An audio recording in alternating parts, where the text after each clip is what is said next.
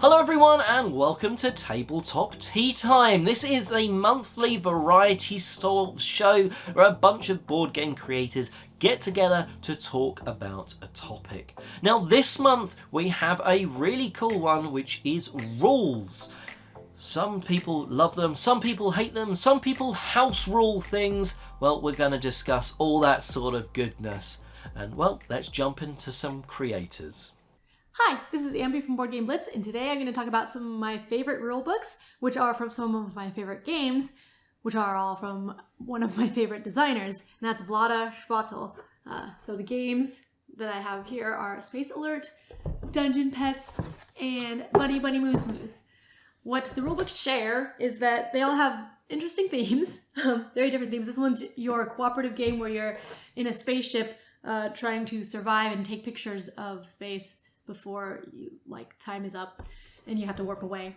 This is Dungeon Pets. You are raising cute little pets to sell to dungeon lords, little monster pets, because the dungeon lords need somewhere to get their pets, their monsters.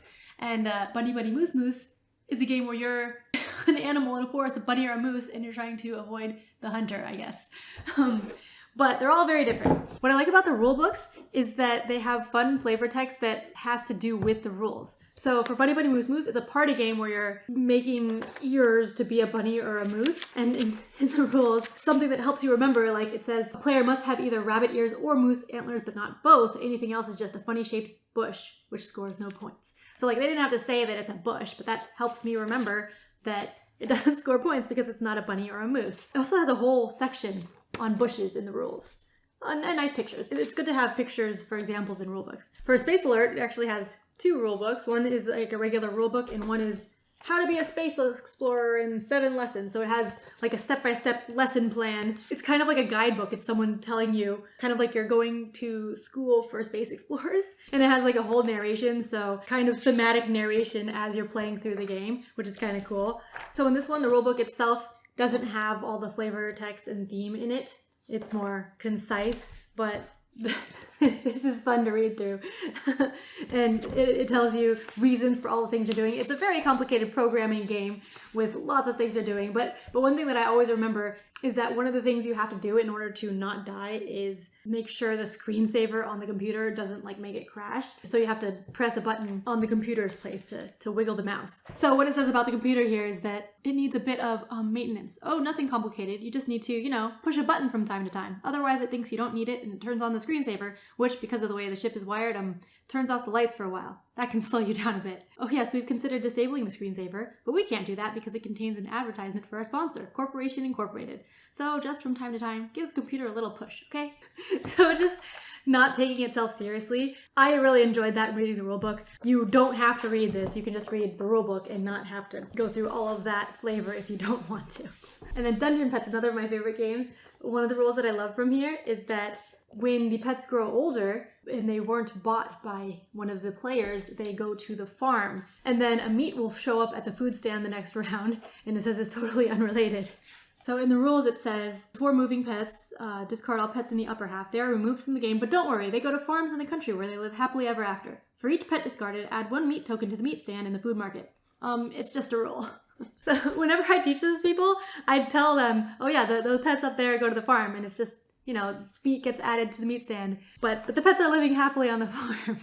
Because that actually helps people remember rules, having the theme incorporated with the rules. There's also a lot of different theme in here, like when you get a cage, you have to have 2 imps go carry it because it's heavy, or you have to bring gold with you to buy the pet because you have to pay for it, stuff like that. It's different worker placement rules on the main board. So I really enjoy when the theme of the game works well with the mechanisms in the rules, so it helps you remember and it helps you teach it better.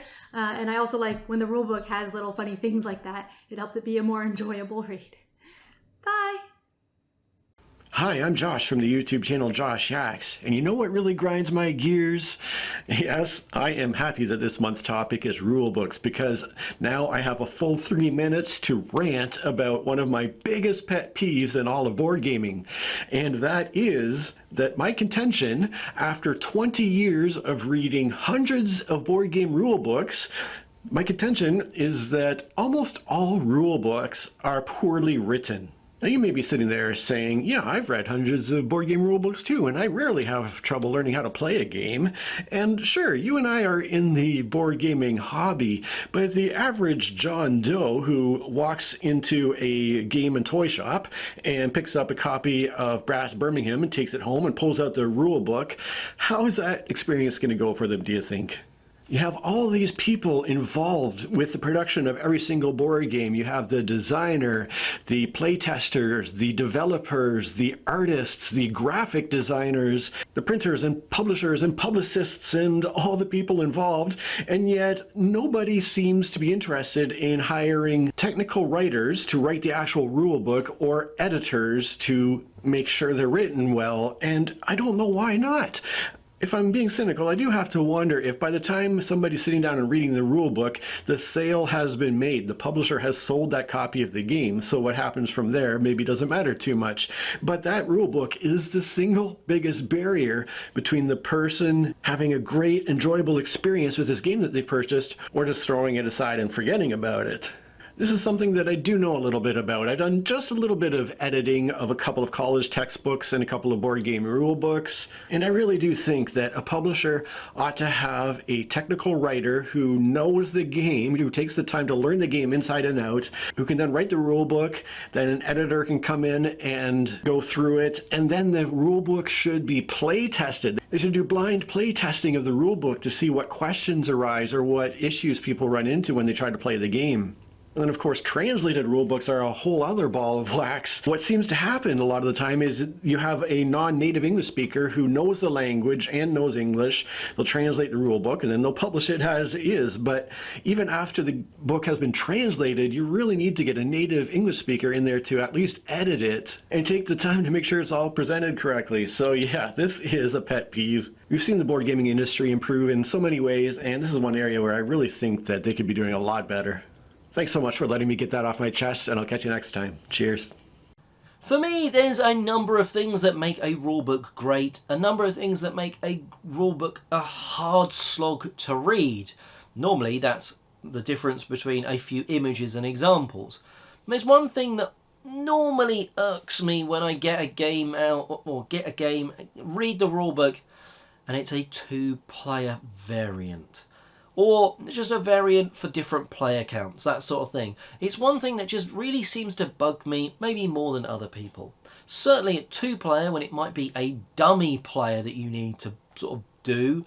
I'm not in a two-player game to be having a three-player experience. I'm playing a game at two because there's two of us. We are playing a game together. I don't want a dummy person really there sort of mucking the board up or blocking us off randomly, or by a very calculated experience of turning a card over.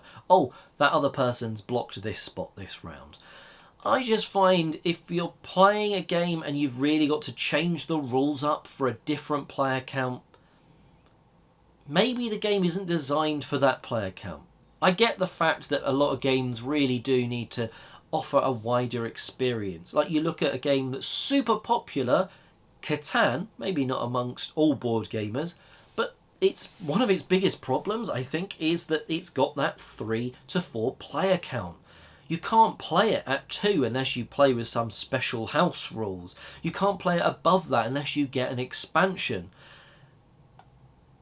And I think that's absolutely fine. Yeah, it means it's a problem for the game. You can't get it to the table necessarily as easily. But it does mean you don't have to read an entire couple of extra pages of rules just for the game to work at a different player count. I'm probably in the minority here. Please let me know if you think I am. But two-player variants, they just seem to really bug me. Rightly or wrongly. I don't know. I don't want to do the admin of a dummy player. I don't want to do admin of twisting this up because there's supposed to be more interaction and there's only the two of us. Sure, give us a slightly different board, you know, the other side of the board with less spaces on it. Maybe do setup slightly differently. Maximum, maybe we flip a card over or unveil a couple of cards at the start of a round. Like in Love Letter, you reveal 3 cards and then you just play as normal. but I don't want to have to read a vast amount of new rules just for a game to work at 2. Anyway, that's my 2 cents, right or wrong. And now, on to some more creators. Hi, I'm Barb, MeeplePhD. In this segment, I am taking a look at astronomy that I find in non-astronomy themed board games. This time I'm looking at The Loop. The Loop is a cooperative game where players are chasing Dr. Foe all throughout history and the future in order to prevent him from becoming the master of the universe. And it follows, a similar arc to many cooperative games where on a player's turn you have bad things happening, and then the player gets to take actions in order to try and mitigate some of the bad things that have happened. In this game, the bad things that happen include adding more of Dr. Foe's duplicates to the board and dropping a few cubes into his machine. Wherever those land in history, it creates a time rift. And if you get too many rifts in a particular era of history, you get a vortex, which is not good. If you get 4 vortexes, everybody loses the game. The player actions come from cards in their hand, and the actions include things like dropping energy on the board or moving around the board, moving duplicates around. And you can also repair some of those rifts in the timeline in order to try and prevent those vortexes from happening. Everyone is working toward a number of different goals. If the players are able to collectively complete all of the tasks on 4 different goals, they'll win the game. Now, at the end of a player's turn, they'll be in a specific era, and there may be some artifacts there that they can pick up and add to their deck. And it was one of those artifacts that caught my attention in this game, and that is Galileo's telescope. Now, Galileo is probably very famous for his telescope, and he did indeed use one, but he did not invent the telescope. But Galileo was part of a group of astronomers who heard about telescopes and turned them to the heavens. And one of the reasons we probably know about Galileo is he started making sketches of the things he saw and rushed to publish those sketches to share them with the world. A couple of the things that he discovered included the fact that the moon is not a perfect sphere. Now, there was this belief at the time that everything in the heavens was a perfect sphere, didn't have any nicks or anything on it. They should just look, perfectly smooth. But when Galileo looked at the moon, he saw craters and mountains. Another belief of the time is that everything orbited the Earth. And another thing that Galileo saw was that Jupiter had moons that were orbiting Jupiter, not the Earth. Even though he didn't invent the telescope, he did share with the world many of these great discoveries that he had made. So the next time you're playing The Loop and you see Galileo's telescope come out, I recommend going and trying to add it to your deck and becoming an astronomer yourself. I hope you enjoyed this little foray into some unexpected astronomy. I'll be back again next month with something else. In the meantime, though, you can go find me on my YouTube channel, MeeplePhD, and I'm also on Instagram and Blue Sky as MeeplePhD. Otherwise, grab a cup of tea and enjoy the rest of your tea time. Hey everybody, I'm Evan, and today I'll show you a game that you have probably never heard of.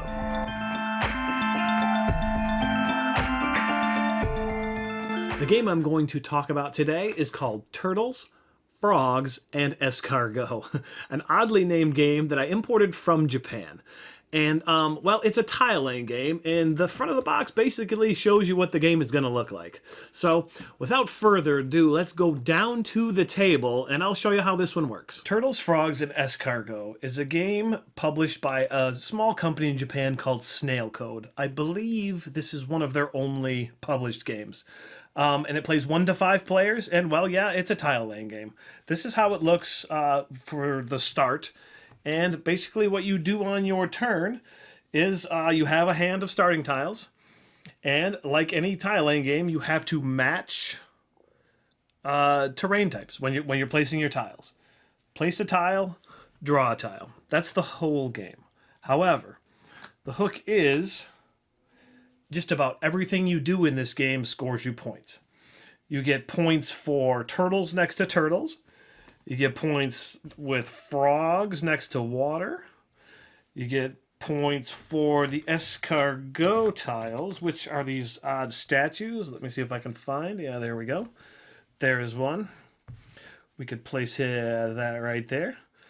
You get points for when you place a tile, and you can touch 3 tiles when you place it. which is not always the easiest thing to do, but there we go. That would be points. And there's also some railroads here. Yeah, you also get points for connecting railroads, which I believe is a mini expansion, but there's no reason not to use it when you're playing the game. So that's how this game works. Take turns. When the draw piles run out of tiles, the game is over. Also, however, everyone gets these little fence pieces, which allow you to break a placement rule if you need to. And if you don't use your fences, well, guess what? They're points at the end of the game. Of course they are. And in addition to this, there are goal cards. There are public and private goal cards. Some of them get points at the end of the game. Some of them give you points when you're playing the game. So, like, yeah, this is a complete a forest for 3 points. And this one right here is end of the game. Whoever has completed the largest water gets you points. However many tiles. So yeah, it's a pretty simple game, but there are just points everywhere in this game. And if you like tile laying games like I do, it's a lot of fun just to line everything up and make everything into a nice little board. Yeah, so that is basically how you play a game of Turtles, Frogs, and Escargot. I almost forgot what the name of this game was, but let's go back up top and we'll talk about it a little bit more. And that wraps up Turtles, Frogs, and Escargot. It's a pretty simple tile laying game, and it is definitely the most point salad-y of all point salad type tile laying games that I've ever seen in my life. There's points everywhere, so many points. So anyway, I ordered this from Amazon Japan a couple of years ago, and of course when I opened up the rule book, not a bit of English in there. So what do you do in that case? Well, there's an app that is someone who likes to import games' best friend, and that is called Google Translate, where all you gotta do is point the camera at the rulebook, and then it scans it, and then it translates it for you from honestly from any language to any language. So in this case, obviously Japanese to English. And then what I did is I went through and I made some notes, wrote them down how to play the game, and I sleeved all the cards and put post-it notes in there so I knew what all of them did. And pretty simple, right? It allowed me to play a game that I may not normally have been able to play due to the language barrier. Yeah, so if you're looking for a copy of this game, like I said, I got mine on Amazon Japan. However, I don't think it's either out of print or they just don't have copies available on there anymore. But you're in luck. If you really want this game, there is a reasonably priced copy on the Board Game Geek Marketplace. So someone is selling one if you want to go snag it up. Well, I guess that about wraps it up. And hope everyone has a fantastic tea time. And we'll see you next time. Bye, everybody. Now it's time for me to do some little recommendations before our Spotlight Creator segment. So, first of all, I'd like to recommend watching Josh Yaks's 2023 effectively recap video. Now, I don't agree with all of the things he said. He gave Bandido a very bad score. I actually quite like that game. It's a solo game that I'd actually play very quickly, quite happily every now and again, sort of thing.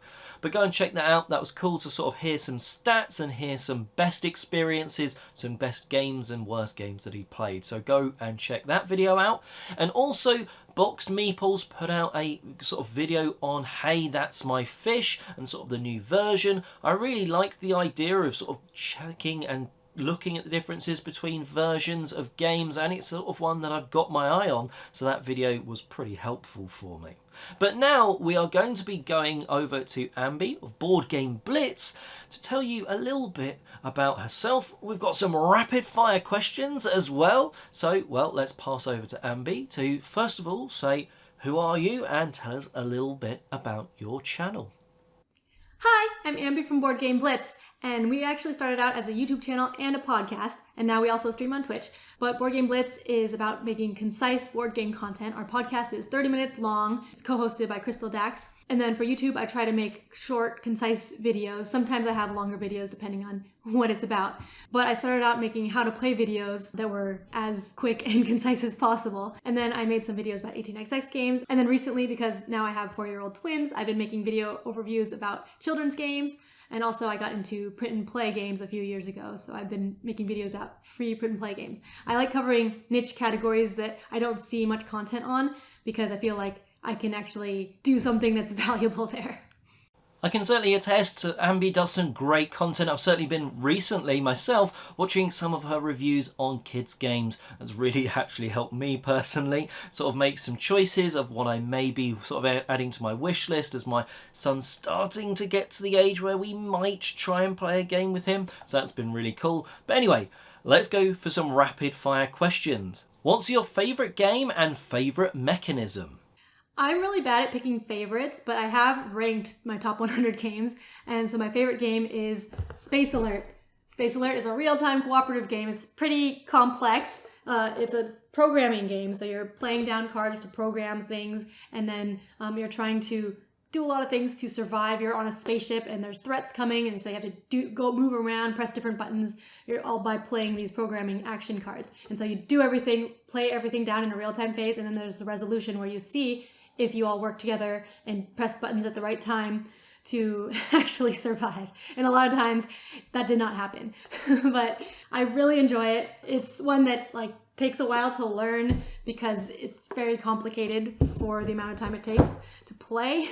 But I really enjoy playing it over and over again with a group who knows how to play. My favorite mechanisms, I have a few, real-time cooperative games are one of them. I have a lot of favorites of those. I have a whole shelf of those. I also really like deduction games. I guess escape room board games, those are real-time cooperative and deduction games. Those would be my favorite, but I don't include those when I rank my favorite board games because they're all one-time play. But yeah, I really love cooperative, real-time deduction games. They don't have to have all of that. What game has the best meeple in it? All right, I just said that I'm not great at picking favorites, so I don't know what the best meeple is. I don't really pay attention to meeples that much. I tend to like the animeeples and stuff, like the little fruits and vegetables and stuff in Caverna, like the animals and wheat and stuff. But meeples, I'm not so sure. The only one I can think about right now that's like a unique shape is the one from Deep Sea Adventure, which looks like they have a little scuba dive mask on. So that's kind of cute. It's a subtle one, but I really like that sort of scuba diving one. That's a cool choice. What was the game you last played, though? I actually log all of my plays, so I can check which game I played last at the time of recording this, which is not when you're watching it, but it's my first adventure, Finding the Dragon, which is a choose-your-own-adventure book for kids. So it was my kids' bedtime story. They really, really like it. We've played it over 100 times now, and I've talked about it a few times on our podcast and on YouTube. But it's a great first game, first RPG for little kids, I think. That's a pretty cool last play, and certainly a unique sort of one that we don't normally hear about, so I love that. What sort of other hobbies outside of board gaming do you have? I have a lot of other hobbies, and a lot of them I've also started making content for. But I like crocheting. That one I haven't made any content for. I like singing, and I actually have another YouTube channel where I make song parodies about board games, and that I started before BoardGameBlitz. I like playing video games, specifically puzzle video games. I've been getting into that. I like jigsaw puzzling, and I've been getting into speed puzzling, like doing jigsaw puzzles for time. And that's fun, although I don't have that much time for that. And I used to also like art and just general crafting, making things, but I don't do that as much. I think my hobby has turned to making YouTube videos and other content because I do streaming, I do YouTube videos. I have 4 YouTube channels. I've been making songs about board games too, original children's songs. I used to do painting and stuff, but I don't do that anymore. I just like general making things, and so I've been making content, and that's my new hobby. Well, with making content sort of your thing now, what can we expect to see on your channel in the next few weeks? I'm not actually sure what's coming up on my channel. I don't have a regular upload schedule anymore. I tried that for a little over a year and was getting too burned out because I'm very busy taking care of my kids. But I do at least do monthly video recaps of like some game highlights that I played during the month. So in March, you'll see February's recap. And I did mention that I have 4 YouTube channels. So like my song parody YouTube channel, I'm working on some song parodies, but like those take a long time to make. So that's not coming up soon. And then for my children's song one, I have like songs too made for that, but those also take some time to actually finish. And my new YouTube channel is going to be about puzzle video games, so I'm going to be uploading VODs of my Twitch streams there. But yeah, for BoardGameBlitz, just like the monthly vlog is what I have regularly planned. And in March, I'm going to be going to Dice Tower West, so I might do a vlog about that. So maybe a couple of vlog things, and then also some more children's game overviews as my kids play more. And then maybe I've been taking a break from the print and play games, but I might get into that more. I actually printed out a bunch of button chat games, so I was thinking of making a video of all of those, but I'm not sure when I'll get around to that. So I have some ideas for videos, I just haven't gotten around to completing them or like completing the research for them and then doing them. So no schedule, but there will be some content. Well, whenever they come out, I'm sure everyone will go and check them out and enjoy them. Thank you very much for being the Spotlight Creator this month. Thanks so much for having me, and I'll see you later. Bye! And well, that wraps us up today. Please do go and check out all of the creators that have been on today's show. Links will be in the description box down below, so you can go and check them out, share the love and all that sort of jazz. And let us know in the comments, what do you think about rules? House rules, rules you ignore, rules that make board games rule. Let us know in the comment section below. And until next month, I hope you've enjoyed your tabletop tea time.